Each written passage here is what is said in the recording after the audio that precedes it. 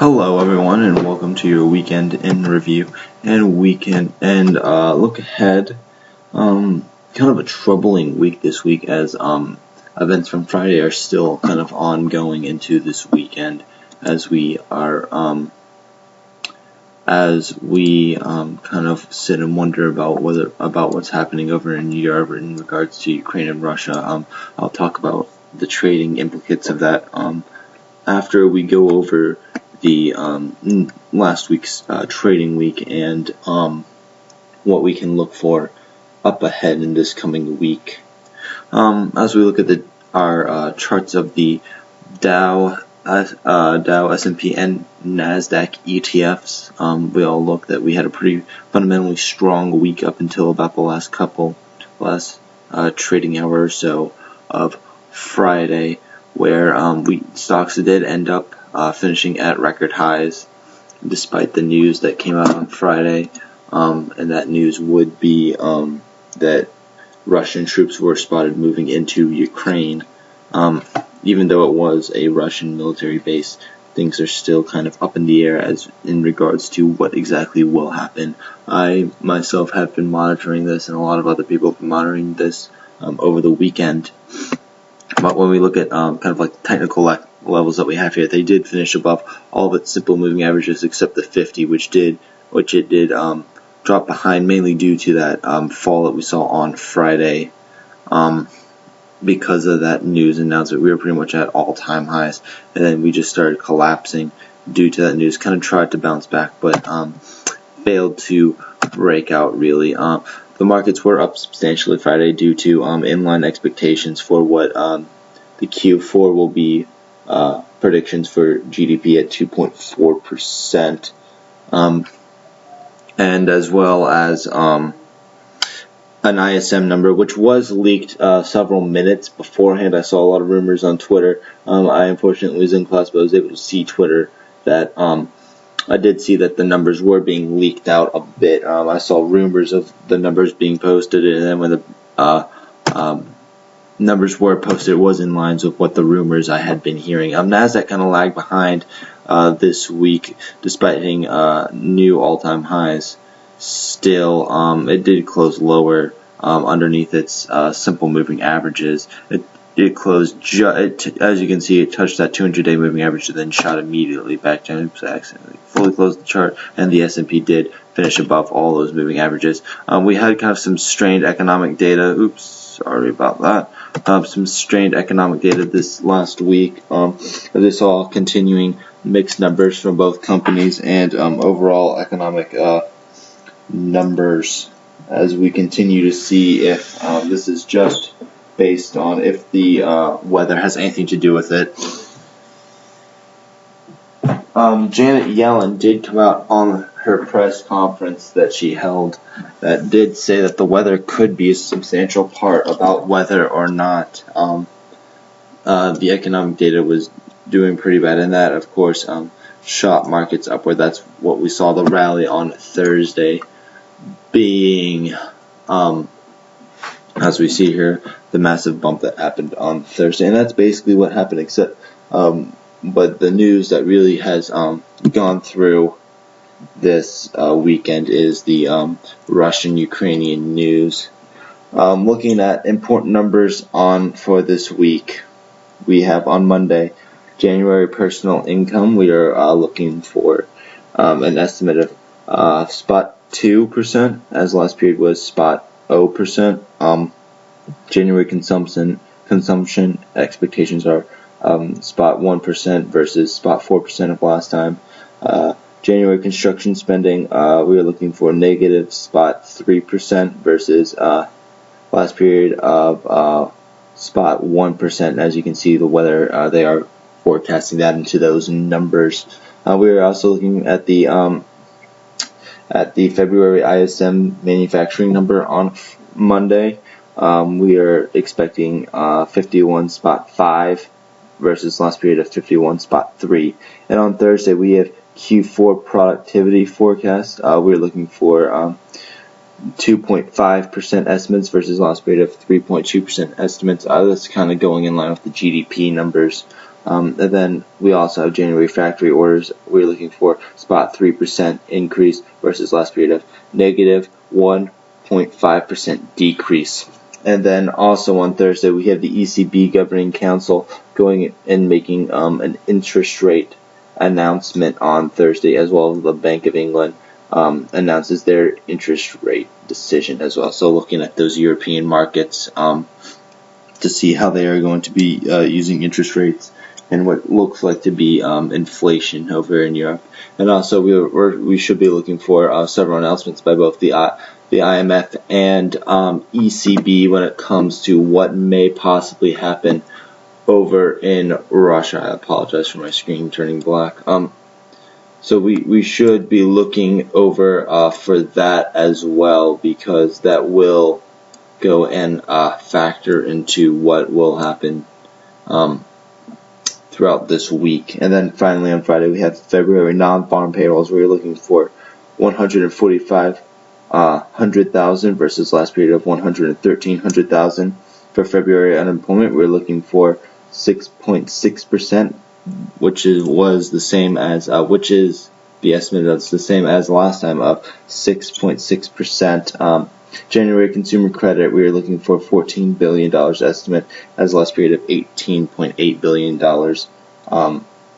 previously. That does it for leading economic news. I want to go and divert your attention over to what I would call what is now developing over in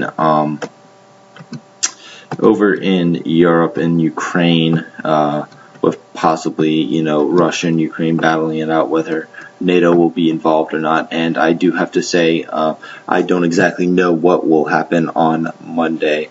I do expect possibly a drop in the Dow.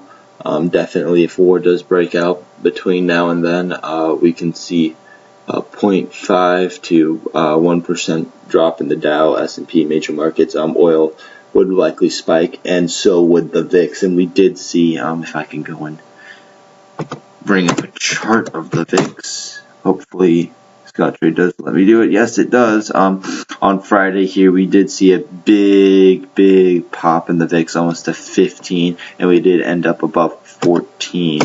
As we can see, it did close lower, but I mean, if I even bring it out to a 10-day chart, we can see it's been making some lower highs, and then we had this spike. If war is declared, we could see a big pop in the VIX as well, which leads me to come into saying what I want to go and focus some of your attention on for what possible moves that you can do Monday, because that's one of my reasons why I do these videos, is to help you guys decide what moves to make. As some of you do know, I am invested in, I will bring it up right here, the HDGE ETF, which is the hedge ETF, which is advisor shares. They short various different companies. It has been losing quite a bit over the past month or so that I've held it. As you can see here, actually let me pull up my position because I'm totally transparent.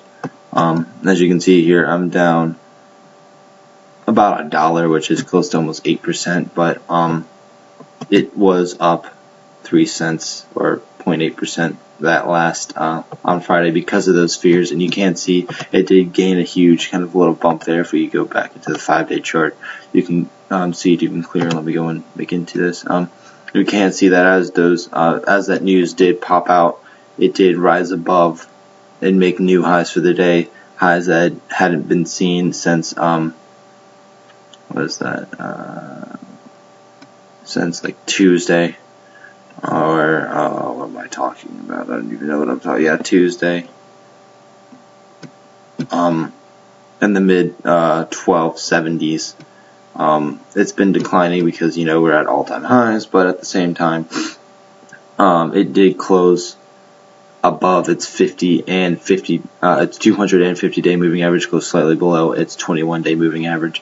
This would be a nice little thing to have just in case. I'd like to go and also avert your attention to the VXX, which is the S&P short-term VIX futures. You see this one traded an awful lot, especially when VIX starts to get big activity. Once again, showing a 10-day chart as we see that kind of pop in the VIX that we had. It does trade off of VIX futures, which, if you're an options person, you can just go directly by the VIX if you want. But I like using these ETFs because they do trade like stocks. So this would be a nice one to go and have just in case we do see a massive pop in the VIX, if we see a sell-off or what have you. Also, dog is a, I didn't do the symbol right. Dog is a inverse ETF that shorts the Dow, as we see here pop in there. SQQQ, which is the triple leveraged short QQQ. I have a whole watch list filled with these, so let me go and bring that up. The dog, as I talked about, is the inverse short Dow. SPQ is the short QQQ fund, the non-leveraged, super leveraged. RWN is the short Russell fund. And if we notice, short Russell fund that day was up 0.43%. Short NASDAQ was up 0.06%. Dog was up, no, it was actually down 0.3%. But they did all experience several pops because of what happened on Friday in the news I announced. So I just want to go and show your attention to those just in case you want to do some type of short-term play or hedge your portfolio in some degree. Now I'm actually going to go and shift over to how I did over the week. I didn't do actually too well. It was kind of conflicting. I did add on a new position though, as many of you might have seen from either my tweet or what I posted on my blog. I am now long Under Armour. That is the newest trade. I have multiple Starbucks charts, so I'll just make this one to Kors. Not KKORS. I just can't type today, it seems.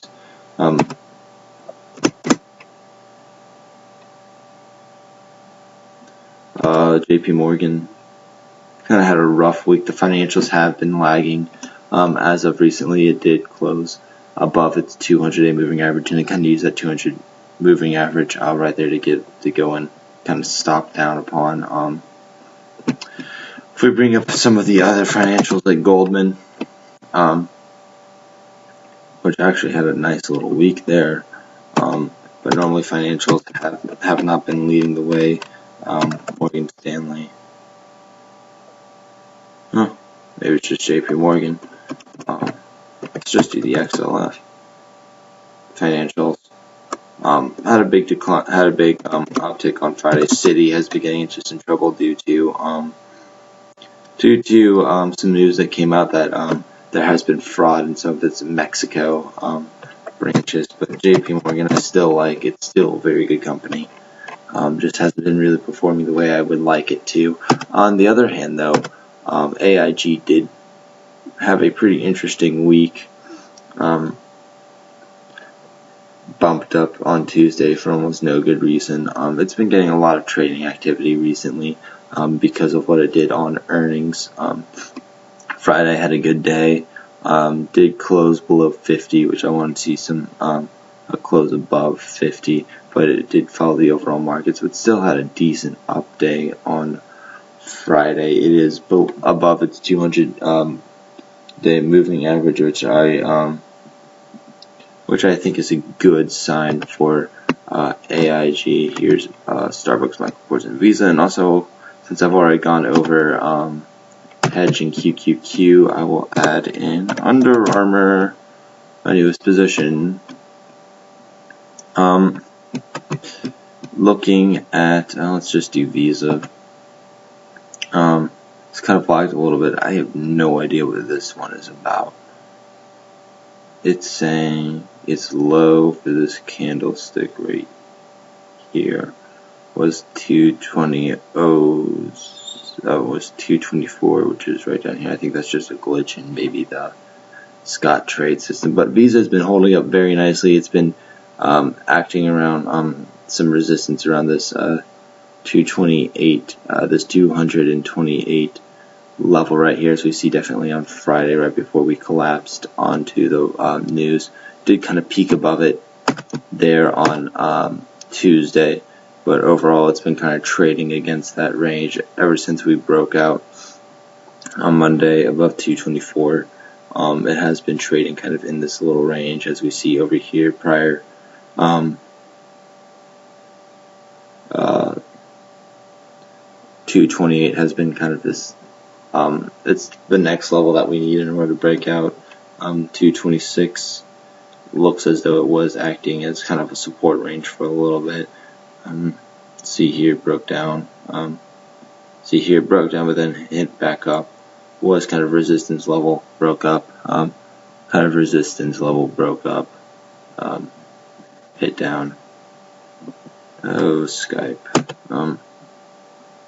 I think just kind of bounced off of that a little bit. Bounced in between this 228 to 226 range. Did close below all of its averages except the 21 simple moving average. Let's go to Starbucks. Has been recently declining again. I featured this in last week's video talking about how it's kind of like the pair trade, although on Friday it did decline a bit for almost no real good reason once again. Here I'm just going to check on StockTwits on my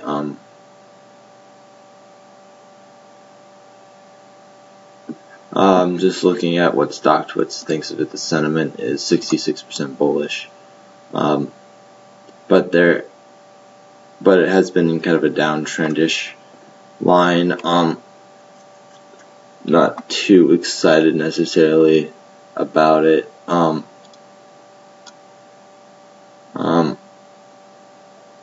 lot of people have been buying some calls on just because they're so cheap.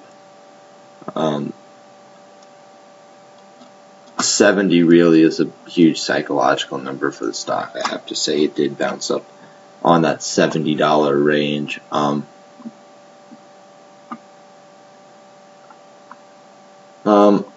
Have been seeing a whole lot more people though when they mentioned Starbucks, saying that coffee prices do play a role, but not really too much of a pattern on it. I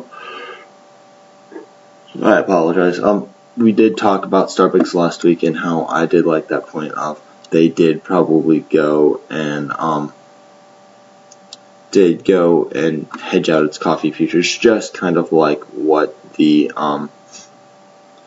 airlines do in a sense for their futures. But yeah, 70 is going to be a real price to look for. As everyone knows, I am really bullish on the stock. It did close below all of its simple moving averages. I am really bullish on the stock long term. It's just right now it hasn't been the best performer because people are doing the whole pairs trade.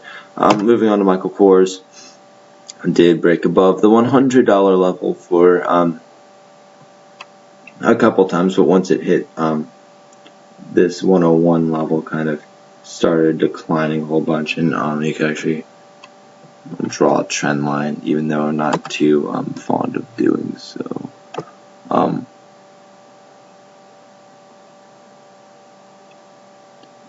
As you can see here, touch that and just kind of continued to go down over the past couple days.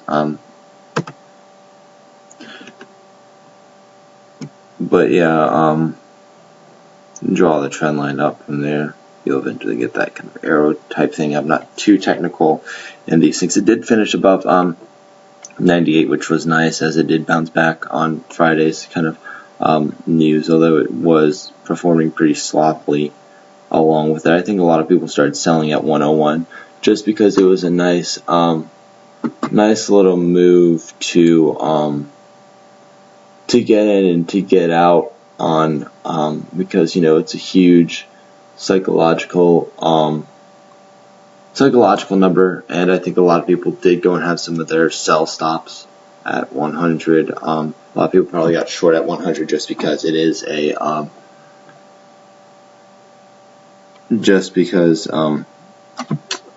they thought it was probably a good short at 100 because they didn't think it maybe would make new highs. So far they've kind of been right, but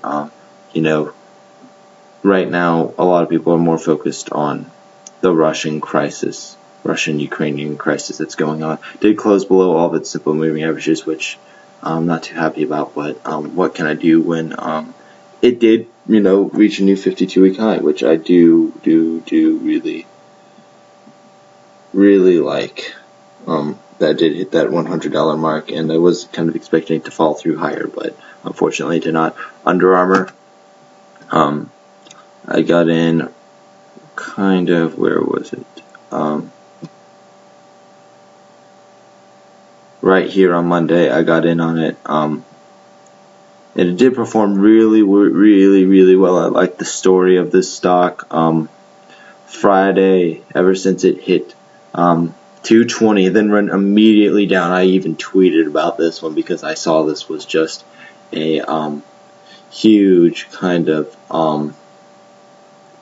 it did look like some type of a massive resistance level almost, because you don't get a whole lot of stocks that just hit. It looked like it wanted to tear through 120, and then just kind of hit right at it, and then went and I'm gonna put a volume indicator on here just so I can go and really look at volume plus color, just so we can look at it. A lot of selling right here. A lot of selling. Wow. Almost as much selling as there was buying here, right down at the 112 level. And I think people were waiting for this thing to decline a little bit because it had been a monster. It has been a monster since its quarter, really. And as we can see here, that was when they broke out the news of the good of them not. This is when I said buy it. When I said I liked it there. Should have bought it then. Would have had a really nice up move. But I was a little late to the party, unfortunately. But I did catch a lot of ride. Would have liked for it to continue. We'll see how it goes on this next week. But it does look nice. And definitely the story behind it is really nice. It has great fundamentals. A lot of growth opportunity, especially the fact that it is only in the United States and they really want to expand into Europe and Asia, because they want to become a global brand, much like Nike is. Ooh, I'm running out of a lot of time. But yeah, that's why I kind of got into Under Armour. Like the fundamentals, like the story. Has some good momentum, although people have been kind of getting out of it a little bit. Like I said, 120 seems to be a level to look for. Was talking to a guy on Twitter on Tuesday night, and we were talking about 110. We both agreed upon would be a good place to start getting in at. It looks like some people did try and get in on Friday to go and use that as kind of an excuse to go and get in on. As we saw on the volume when I had it up, it did have a pretty decent spike in volume. Heading into the closes, I think people are realizing, this downward that kind of downward move is a really good place to go and get in at. I like the name. I think it's going to be a good name to have this entire year. It's kind of like Coors in the sense that you got to work with what's working, and Under Armour's definitely working. Coors is definitely working. They both reported great earnings, so you guys stick with the names and the consumers that you've you've got to kind of go and get in with what's doing good and what's hot, kind of. So that's what I think. That's why I think people have been going with Michael Kors and Under Armour, is because you can go and really because it's strength. They've proven strength via earnings, and now they're being rewarded with it because of the stock, and people are going to want strength in stocks because the overall markets haven't been doing so well. They're pretty much flat for the year versus commodities. Last note that I'd like to leave you guys on is, stay agile here while we're dealing with this kind of Russian movement. Our arms movement type of crises that's going on. Stay nimble. Remember, I did go and give you guys plenty of different options to go and use as kind of like a short-term bet on both volatility, the markets kind of being able to short the markets out, actually having the account that allows you to go and short. I don't have that. That's why I use the hedge ETF. Stay nimble out there, and hopefully we don't have war over there. I don't think anyone really wants war whatsoever. I'm definitely not a advocate of war, but stay nimble out there, and just be prepared. Try and focus on what's happening. And I'd also like to thank you for watching my videos, visiting my blog, following me on my blog, following me on StockTwits, following me on Twitter. I would go on a big hint here. Hint is I think you guys should start watching Fast Money this week. There are a number of Leaders members that are going to be on there. And with that, I do say follow all the Leaders members on Twitter. Please visit the Leaders Investment Club blog. And thank you very much for watching.